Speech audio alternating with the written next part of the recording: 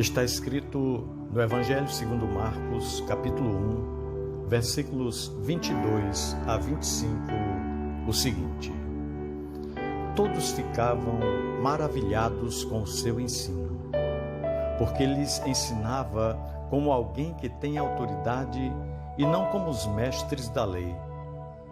Justamente naquela hora, na sinagoga, um homem possesso de um espírito imundo gritou: O que queres conosco, Jesus de Nazaré?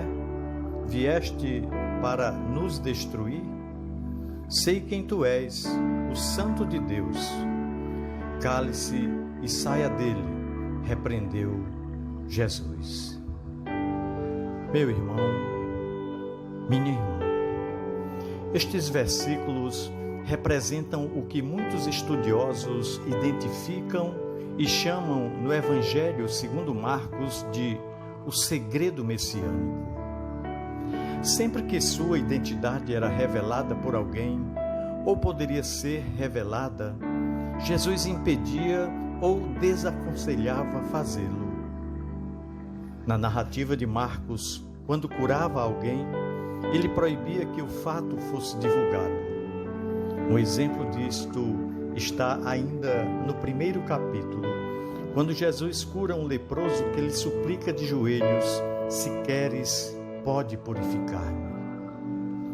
Ele, cheio de compaixão, respondeu: Quero, seja purificado.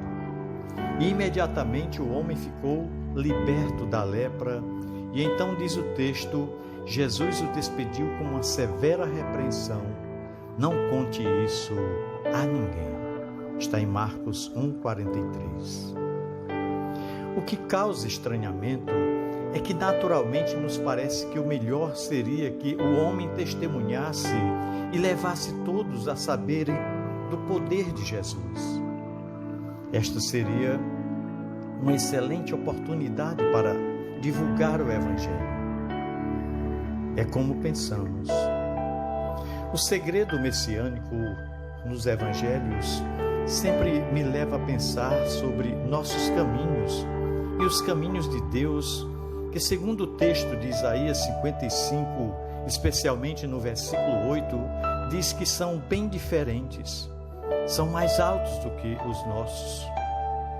Usando a nossa lógica, acabamos sempre pensando de maneira diferente da que Deus pensa.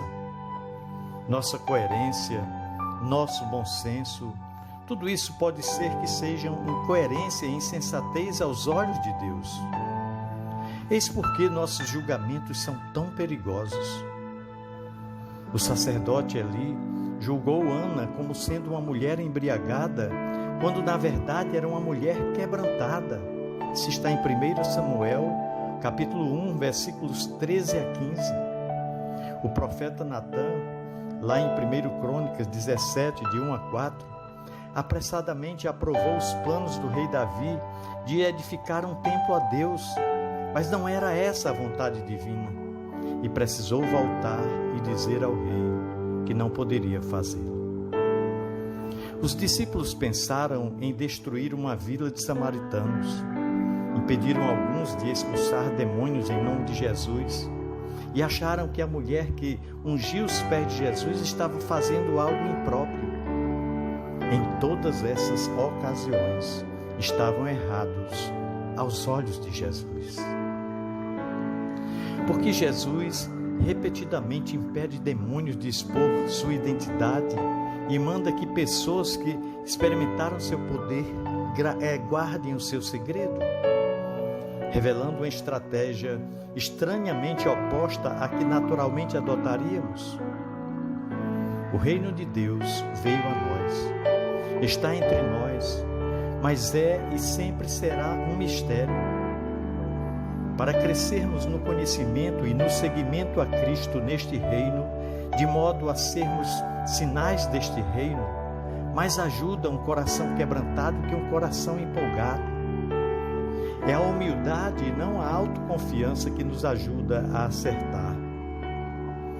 Algumas vezes, nosso coração deverá estar angustiado por dúvidas e incertezas, mas que sejamos guiados pelo Espírito de Deus. O reino de Deus sempre será estranho a nós e seguirá caminhos diferentes dos nossos. Nele, os fracos é que são fortes e os últimos é que são os primeiros. É exatamente por isso que devemos orar mais, ouvir mais e, sobretudo, amar mais. No reino de Deus costumamos sempre acertar quando agimos movidos pelo amor. Pensemos nisso.